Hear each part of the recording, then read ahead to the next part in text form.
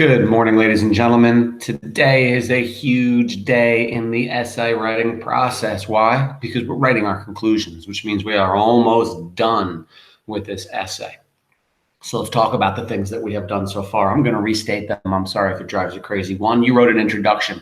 And in that introduction, you gave no facts. You gave no real details or quotes or source material, anything. You just talked about the big picture of your topic, and then you funneled it down to your thesis. Now, for a Unit 1 essay, which is why or how does fear cause people to do negative or dumb things, or how does it negatively affect people, you finished your paragraph by saying, hey, fear does this to people. But you started it by just talking about fear in general, that it's a phenomenon felt by everybody, that you can't escape it, that it affects some people differently than others, but one thing it does to almost everybody is it causes them to do dumb or stupid things, or that it negatively affects them, right? So you funneled down your big idea into one. You did not tell people what you were going to do in this essay. You will read in this essay, I will tell you. You simply just stated the facts. Fear does this. Not I believe it does it. Fear does this for many reasons. In your first body paragraph, you again reiterated your thesis, right, in the beginning, that fear causes people to do dumb or stupid things or affects them negatively. And then you explained, hey, one of the places that this phenomenon can be seen is in stories and in literature. Heck, a fantastic piece of literature or story that shows this would be The Pit and the Pendulum. In fact, consider the following passage from The Pit and the Pendulum. Boom, boom, boom. This quote clearly shows how fear negatively affects people by the fact that, boom.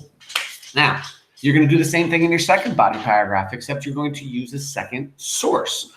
Another excellent story that shows how fear negatively affects people or makes them do dumb things would be House Taken Over.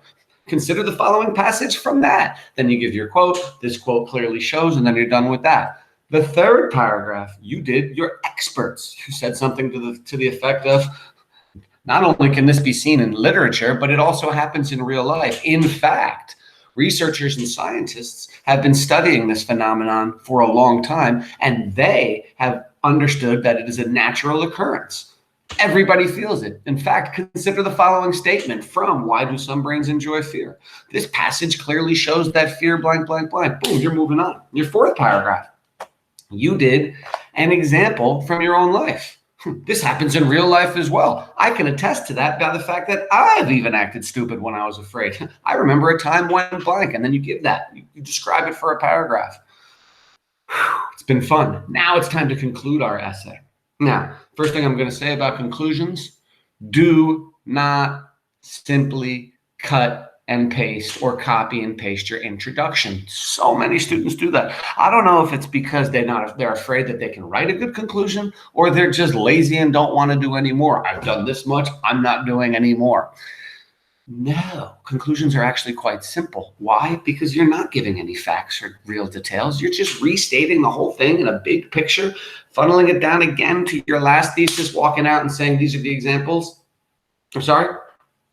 There are many examples of this, and it's a real phenomenon. So let's take a look. As usual, I've given you a form to fill out, and let's take a look at this real quick. So let me present it to you.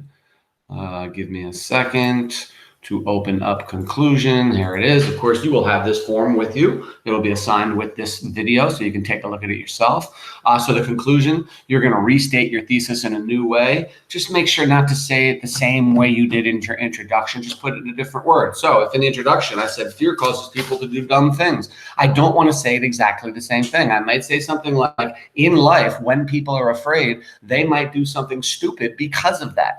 It's really the same thing. It's just said in a different way. You don't want to say it exactly the same way. It just doesn't look right or sound right. So let's go through it. Next thing you're going to do after briefly restating your thesis in a different way is you're going to briefly summarize your main points. Don't give any main ideas or details or facts or quotes in this. Just very briefly explain again. This phenomenon can be found in various pieces of literature, in movies, and period. It can also be seen in real life, semicolon, almost everybody has done something stupid when they're afraid, period. Another place that you can learn about this is in scientific research that scientists and researchers have been doing for centuries. They clearly show you the effects of this.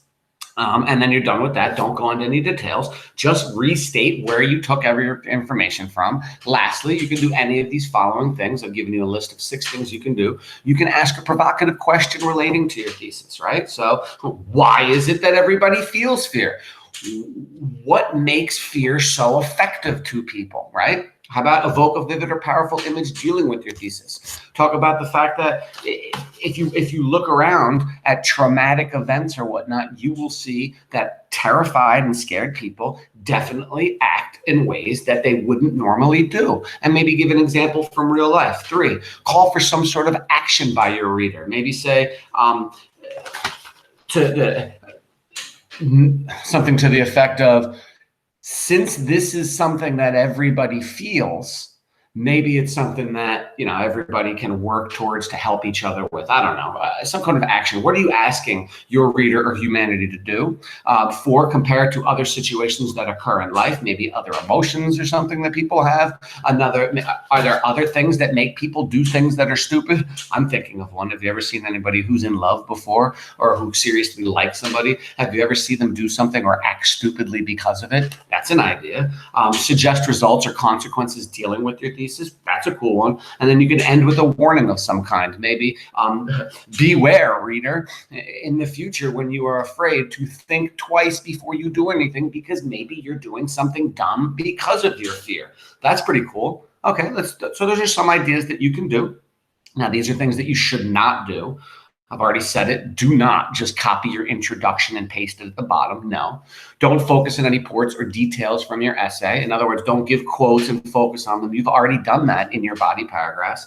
Don't apologize in any way. OMG, don't say, I'm no expert, but, or, this is just my opinion. You might differ in your opinion. Don't say that. Say it as if it's fact.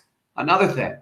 Do not discuss any new details that were not mentioned in the paper. I have had people introduce whole new sources in their conclusion. There are no new sources in the conclusion. That should have been done in the body of your paper. Don't throw us anything out there that we haven't heard about before in the body.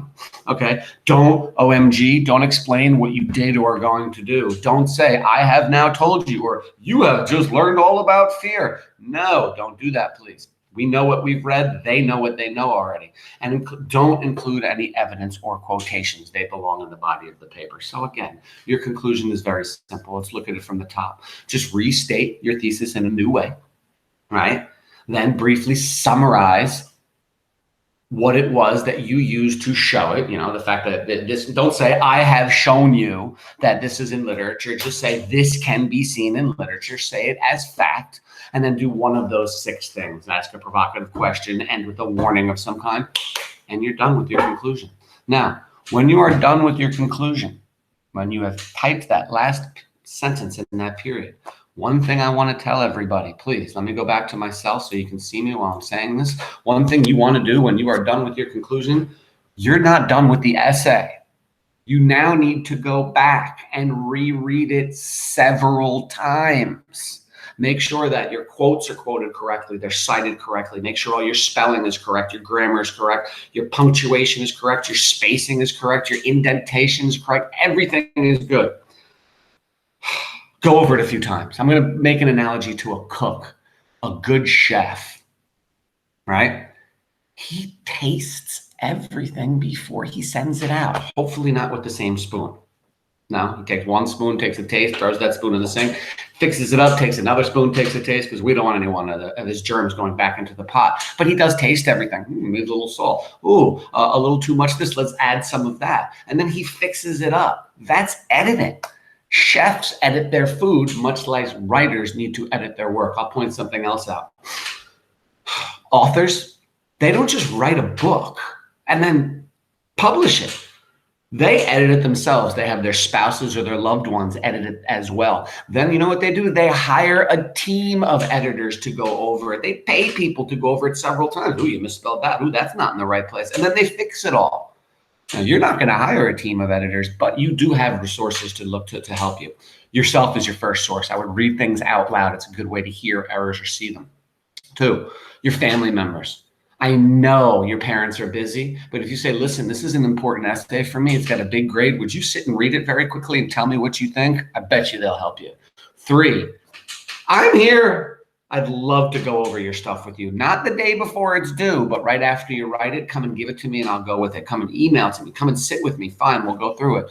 For old English teachers, like your old English teachers, ones that you've had in the past. Hey, Mr. Blank, could you read this for me? This is due next week, and I wanted to make sure that I'm on the right track. By the way, I am always here for you, for your other classes. Don't come to me and say, Mr. Kenny, I have this essay due today. Can you please help me with this? I'm going to say, I'm busy. I can't help you this quick. I have other things to do. But if you say, this essay is due in a day or two, and I already have it written, would you take a look at it? I would say, email it to me. Let me go over it. I'd give you some ideas and suggestions and give it back to you. That is my promise for you, whether or not you are my student now or an ex-student of mine. Heck, when you go to college in 2 years, you have a hard paper, send it to me. I will go over it with you. Now, I will not write it for you. Oh, no. And I will not do your basic editing. If I can tell that you never went over it because there's like clearly misspelled words and I's aren't capitalized, I'm going to say, no, go back and edit it yourself. But after you've edited it once or twice, I will be happy to go over it for you and make sure it is as perfect as possible. I want to tell you, fantastic job. Fantastic job on this. Make sure you've done everything I've asked you to do, and you are going to be shocked at how great you did and how good you feel about it. Have a great day. Thank you so much for your time.